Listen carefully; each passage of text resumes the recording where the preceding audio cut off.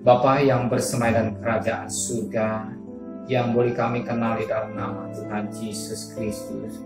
Pada pagi hari ini, Daud kami berterima kasih kepada Engkau. Engkau pelihara kami, keluarga kami, dan sebelum kami mengadakan aktivitas lain, kami mencari Engkau, mengutamakan Engkau di atas segala-galanya. Adakan mesbah keluarga, mesbah pribadi, kami bolehkan pujian penyembahan, naikkan doa syafaat, dan kami rindu juga untuk mendengarkan renungan firman. Pakai hambamu, urapi hambamu, urapi kami yang mendengarkan. Haleluya. Amin. Shalom. Pagi, mari kita akan membaca Yehezkiel pasal yang ke-10. Yehezkiel pasal yang ke-10 ayat pertama sampai ayat yang ke Yehezkiel pasal 10 ayat pertama sampai ayat yang ke-22. Yehezkiel pasal 10 ayat pertama sampai 22. Kemuliaan Tuhan meninggalkan bait suci.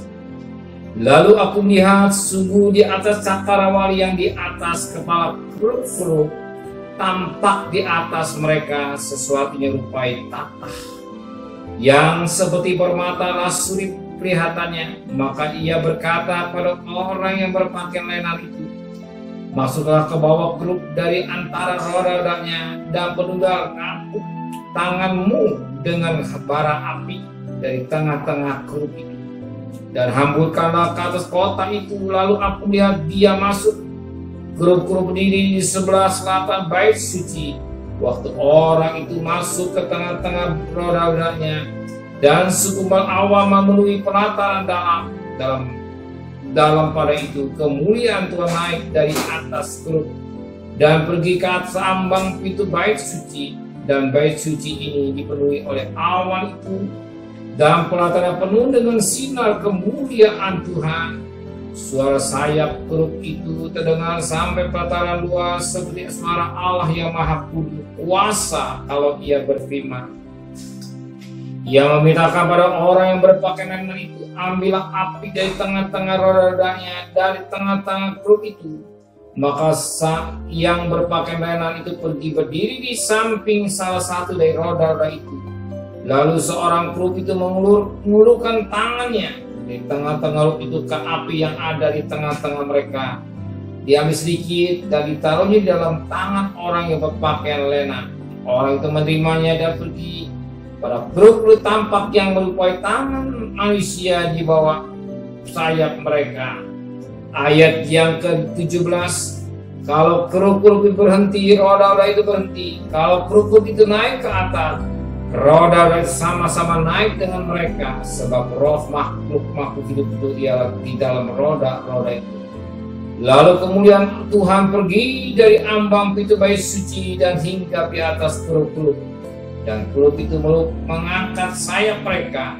Waktu mereka pergi, aku lihat mereka naik dari tanah dan rodanya bersama-sama dengan mereka. Lalu mereka berhenti dekat pintu gerbang rumah Tuhan yang di sebelah timur, sedang kemuliaan Allah Israel berada di atas mereka. Telah makhluk hidup yang dahulu kulihat di bawah Allah Israel di tepi sungai Kebar. Dan aku mengerti bahwa mereka adalah keruk-keruk. Masing-masing mempunyai 4 muka, dan bagi masing-masing ada 4 sayap, dan di bawah sayap mereka ada yang berbentuk tangan manusia. Kelihatan muka mereka adalah serupa dengan muka yang kulihat di tepi sungai Kebar. Masing-masing berjalan lurus ke mukanya. Dan satu penglihatan Yehezkiel, dia lihat cakrawala di atas kepala, dan saat itu dia melihat kemuliaan Tuhan. Dan sangat menarik pagi ini, kemuliaan Tuhan meninggalkan bait suci.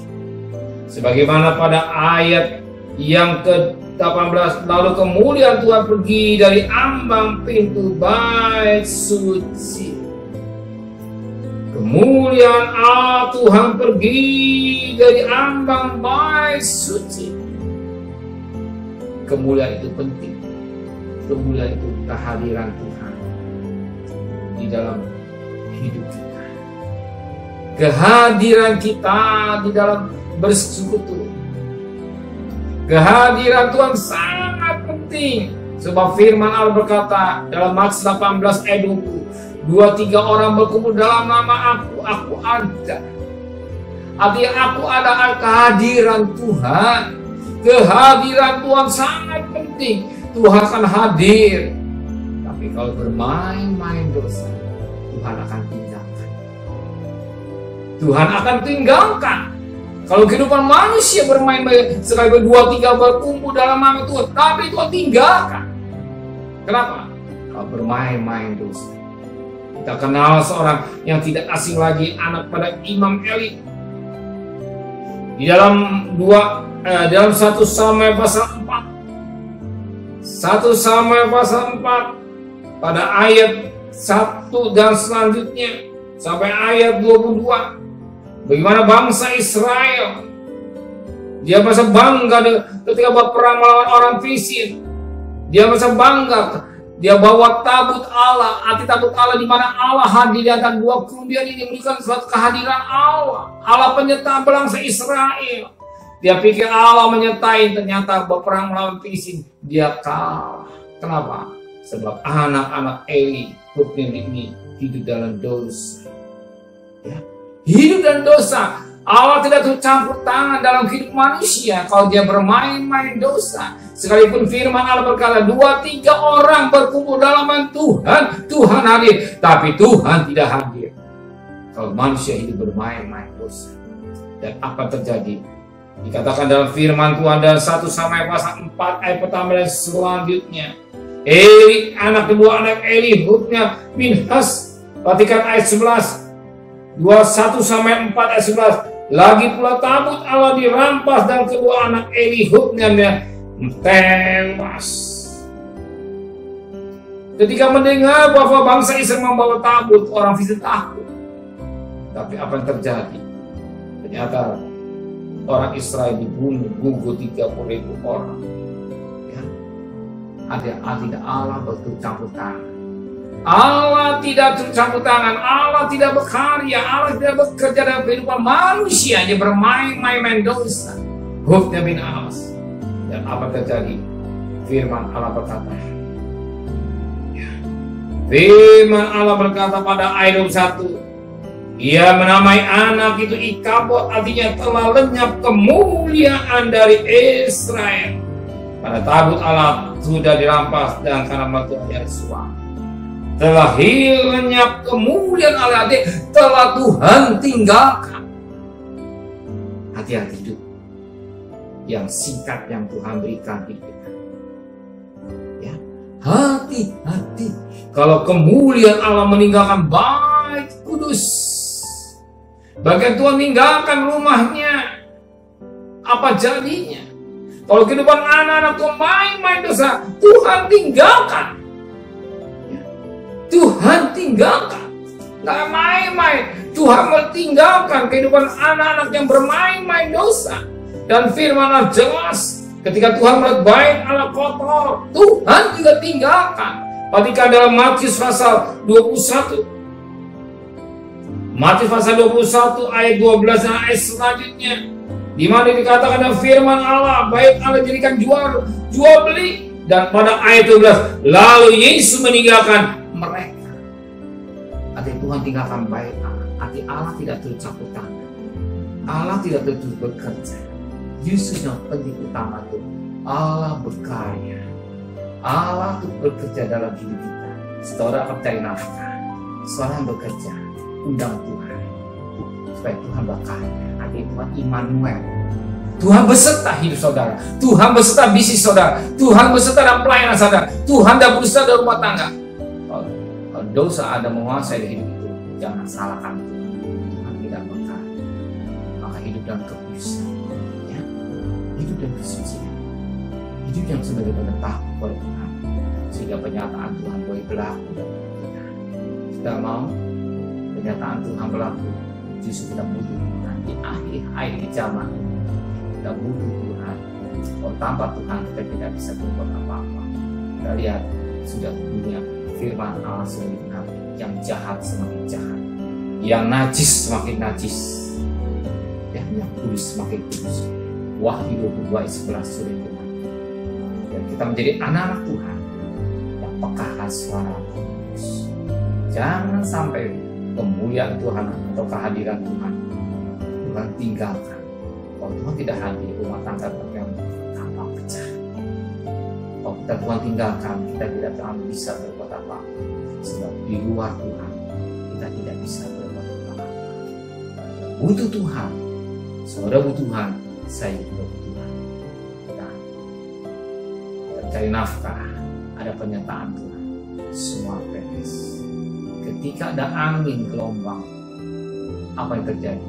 Ketika Tuhan ada dalam perahu, murid-murid semuanya kena. Ketika ada Tuhan, semuanya kena. Ketika tidak ada Tuhan, mereka akan takut. Maka undang Tuhan. Saya bangga dengan saudara. Saudara mencari Tuhan, mengutamakan Tuhan di atas segala-galanya. Sebelum ada aktivitas, saya percaya Tuhan tahu kebutuhan saudara. Saudara percaya? Dia sudah siapkan segala kebutuhan saudara. Amin. Benar Bapa di surga, kami membutuhkan kehadiran Engkau dalam hidup kami, dalam rumah tangga kami, bisnis kami, pelayanan kami, sehingga hidup ini boleh menyenangkan. Kalau bukti Pinhas sekalipun dia membawa tabut Allah, ternyata Tuhan tidak berkarya. Tuhan berkata, bangsa Israel kalah melawan Filistin, sedangkan sumber kekuatan kemenangan anak tabut Yeriko dirobohkan karena tabut Allah. Tapi begitu menghadapi Filistin, Allah tidak mencabut tangan. Betapa penting pernyataan Tuhan dalam hidup kami. Maka Kau sucikan hati dan pikiran kami. Terima kasih Bapa di surga. Kembalikan kami pada besok pagi dan tubuh yang sehat, dengan tidak kurang satu apapun juga. Berkati Bapak Presiden, Wakil Presiden, para menteri, para gubernur, para bupati, para wali kota, para camat, para lurah, para RW, para RT, para medis, para relawan, para TNI, para Polri, bahkan mereka-mereka yang bekerja setempat. Berikan hikmat yang dari Tuhan, pelihara mereka semua. Oh Tuhan, mereka pelihara keluarganya sebagaimana Kau pelihara. Biar terima kasih Tuhan, yang sakit sudah makin berkurang, yang sembuh semakin banyak, bahkan yang mati sudah makin berkurang banyak Tuhan.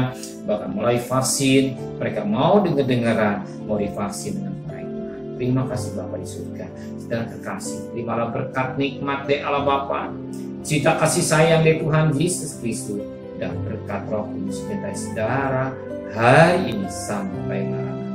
Tuhan saudara yang cinta kita katakan amin. Tuhan